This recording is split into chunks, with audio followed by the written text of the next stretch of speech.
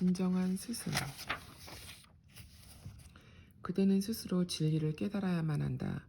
나는 그대에게 음식을 만들어줄 수는 있어도 입에 떠넣어줄 수는 없다. 나에 대한 신뢰심이 바로 그대의 스승이다. 모든 것은 이미 그대 내면에 있으니 그것을 가능하게 하는 것은 그대의 신뢰심이다. 그대의 진정한 스승은 그대 안에 있다. 히말라야 산골짜기에서 여러 해 동안 살아온 가족이 하나 있었다. 이름이 수다르산인 아버지는 14살에 고향 나이니타를 떠나 몇몇 성자들과 함께 히말라야의 여러 성지들을 걸어서 여행을 다녔었다. 몇 군데 성지를 순례한 뒤 성자들의 집단은 그들의 집결 장소인 하리드와르의 성스런 도시로 돌아왔다. 거기서 그들은 제각기 흩어져 자기들의 거처로 돌아갔다. 수다르산은 아직 어떤 교파에도 입문하지 않았으므로 특별히 돌아갈 곳이 없었다. 그는 사실 성자들이나 각 교파에 대한 이해가 부족했으며 여러 장소를 순례하는 의미를 제대로 알지 못했다. 그가 집을 떠난 것은 단지 학교에 다니기 싫은 이유 때문이었다. 여러 날 동안 수다르산은 하리드와르의 이곳저곳을 돌아다니다가 다행히도 친절하고 산스크리트 학문에 능통한 어떤 노인을 만났다. 노인은 수다르산이 착한 심성을 가지고 있고 또 좋은 학자가 될 수 있는 자질을 갖고 있음을 알았다. 그래서 노인은 수다르산에게 함께 살자고 하면서 자기가 먹여주면서 산스크리어도 가르쳐주겠다고 말했다. 수다르산은 떠돌아다니는 것에 몹시 지친 상태라서 어딘가 편안히 살 곳이 나타나길 기다리고 있던 참이었다. 그래서 그는 노인의 제안을 당장에 수락했다. 수다르산은 8년 동안을 노인과 함께 살면서 산스크리어를 익혔으며 모든 경전을 읽을 수 있게 되었다. 차츰 하리드와르 주변의 학자들은 경전의 의미를 해석하는 수다르산의 능력을 인정하기 시작했다. 수다르산은 행복했고 자신의 부모와 출생지에 대해서는 생각을 잊었다. 어느 날 노인이 말했다. 수다르산 들어라. 이제 너에게는 두 개의 길이 놓여 있다. 구도자가 되어 신과 진리만을 추구하는 방법과 아니면 한 여성과 결혼하여 가장으로서의 의무를 다하면서 신에 대한 추구를 계속하는 방법이다. 수다르산은 매우 영리했다. 그는 욕망과 싸워야 하는 구도자의 생활이 얼마나 어려운지 잘 알고 있었다. 자신을 속이고 싶지 않아서 그는 이렇게 대답했다. 스승님, 저는 당신에게서 모든 경전을 배우면서 억지로 욕망을 억제하는 것이 결코 쉽지 않다는 것을 깊이 이해했습니다. 반면에 결혼 생활은 집착과 욕망으로 가득 차 있어서 쾌락과 고통의 연속이며 그 생활 속에서 자신의 내면을 추구하고 성찰하기란 무척 어렵습니다. 그러나 만약 제가 한 여성과 결혼하여 그 여성과 제 자신 속에서 신을 발견하려고 노력하고 또 육체의 쾌락과 진정한 사랑을 구분할 수만 있다면 오히려 그 생활이 진리를 깨닫는 지름길인 것이라 생각합니다. 이 대답을 듣고서 노인은 매우 기뻐하며 말했다. 수다르산, 너는 인생의 참 모습을 이해했다. 이제 너에게 내 딸을 아내로 주겠노라. 내 딸 역시 총명하고 천성적으로 신앙심이 깊다. 결혼식은 내가 치러줄 테니 너는 살 집을 구해라. 수다르산은 그렇게 해서 스승의 딸과 결혼했다. 그녀의 이름은 수난다였다. 그녀는 매우 아름답고 이제 19살밖에 안 된 처녀였다. 그렇지만 그녀는 아내의 할 일이 어떤 것임을 잘 알고 있었다. 결혼식을 치른 뒤 수다르산과 수난다는 하리드와르를 떠나 북쪽으로 올라가 파오리산에 정착했다. 몇 년이 지났으며 수난다는 사내 아이를 낳았다. 그들은 아이의 이름을 스리차란이라고 정했다. 수다르산은 시와 소설 그리고 경전에 관한 책들을 써서 돈을 벌어 넉넉히 가족들의 생계를 꾸려갔다. 스리차란은 별탈 없이 잘 자랐다. 그가 9살이 되었을 때 그의 아버지는 영문 모를 병에 걸려 갑자기 죽고 말았다. 그의 어머니는 남편의 죽음에 심한 충격을 받았다. 하지만 그녀는 누구나 결국은 죽게 마련이며 그때가 언제인지는 아무도 말할 수 없다는 사실을 잘 이해하고 있었다.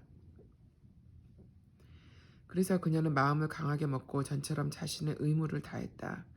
한 번은 태양이 막 지려고 하는 시간에 스리차란이 매우 슬픈 표정을 짓더니 흐느껴 울기 시작했다. 순환다는 아버지가 그리워서 그러는 줄로 생각하고 무릎에 앉혀 어루만져 주었다. 스리차라는 어머니의 가슴에 머리를 파묻더니 이렇게 묻는 것이었다. 엄마, 저 태양은 어디로 가고 있어? 순환다가 말했다. 태양은 저녁이면 언제나 사라졌다가 아침이면 다시 나타난단다. 스리차란이 다시 물었다. 엄마, 저 하늘은 왜 상자처럼 우리를 덮고 있지? 난 숨이 막힐 것 같아. 내가 드넓은 공간에서 숨을 쉴 수 있도록 엄마가 저 하늘을 걷어줄 수 없어? 순환다가 말했다. 아들아, 넌 지금 무슨 말을 하고 있는 거냐? 나는 하늘을 걷어버릴 수가 없단다. 넌 지금 배가 고픈 것이구나. 어서 저녁을 먹고 잠자리에 들거라. 이튿날 아침 스리차라는 잠에서 깨어나 세수를 한 뒤 마루를 닦고 있는 엄마에게로 다가가서 물었다. 엄마, 정말로 하늘을 걷어줄 수가 없어? 순환다가 말했다. 그렇단다. 내가 어떻게 하늘을 걷어버릴 수가 있겠니? 이제 그 얘기는 그만 잊어라. 왜 자꾸 그런 엉뚱한 질문을 하니? 스리차란이 말했다. 엄마, 저는 나가겠어요. 그 말에 그의 어머니는 별다른 주의를 기울이지 않았다. 근처에 가서 놀고 오겠다는 뜻으로 생각했던 것이다. 30분쯤 지난 뒤에 그녀가 스리차란을 불렀지만 아무런 대답도 들을 수가 없었다. 여기저기 찾아보았지만 아들의 모습은 보이지 않았다. 그러자 언뜻 아이의 아버지도 어린 나이에 집을 떠났다는 생각이 들었다. 그러니 스리차란이라고 집을 나가지 말란 법이 없었다. 그녀가 큰 길로 뛰어가니 골짜기 저편에 스리차란이 급히 걸어가고 있었다. 그녀가 소리쳐 물었다. 스리차란, 스리차란 어딜 가는 거니? 스리차란이 소리쳤다. 엄마, 걱정하지 말아요. 나는 하늘 밖으로 나가고 있는 중이에요. 이곳에서는 더 이상 살 수가 없어요. 숨이 막힐 것 같아요. 순환다가 소리쳤다. 아들아, 너희 아버지가 죽은 지도 얼마 되지 않았는데 이제 너마저 떠나면 나는 어떻게 하란 말이냐? 스리차란이 말했다. 엄마, 나도 엄마 곁을 떠나고 싶지 않아요.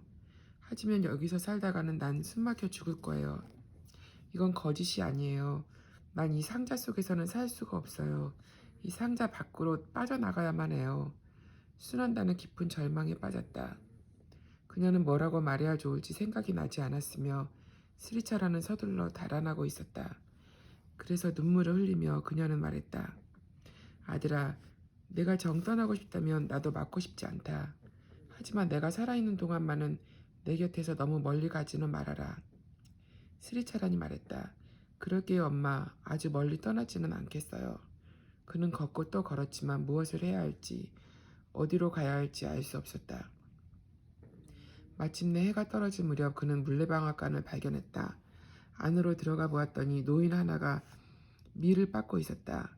노인은 날이 어두워져 가고 있는데 어린 소년이 혼자서 나타난 것을 보고 이렇게 물었다. 넌 어디로 가는 길이냐? 스리차라는 대답할 길이 없었다. 그는 너무나 지쳤기 때문에 하늘이 상자처럼 뒤덮고 있어서 숨은 막힌다는 것을 생각할 겨를이 없었다. 노인이 물었다. 배고프냐? 소년이 그렇다고 대답하자 노인은 빵 2개와 물 1컵을 주면서 말했다. 오늘 밤 여기서 묵으면서 저쪽 구석에서 자거라. 거기에 자루가 하나 있으니 덮고 자면 될 것이다. 나는 집으로 돌아간다. 그렇게 말하고 나서 노인은 너무 어두워지기 전에 집으로 떠나버렸다. 다음날 아침 스리차란이 눈을 떴을 때는 해가 이미 중천에 떠 있었다. 하지만 죽은 것처럼 잠들어 있었기 때문에 충분히 휴식이 되었다. 아침에 둥지에서 나오는 새처럼 그는 물방앗간 밖으로 나왔다. 태양이 눈부셨다. 그는 얼굴을 씻고 옷에 묻은 먼지를 털었다. 기분이 무척 좋았다. 마치 새장에서 풀려난 새처럼 그는 다시 여행을 계속했다. 이제 그는 드넓은 평원에 도착했다.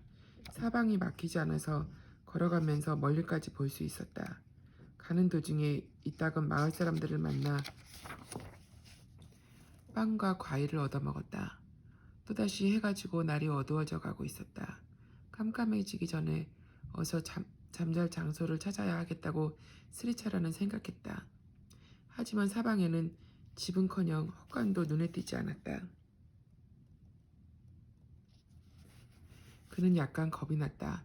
그런데 마침 바위들이 서로 얽혀 작은 동굴을 만들고 있는 장소를 발견하고는 안으로 들어가 앉아 등을 바위에 기대고 다리를 뻗었다.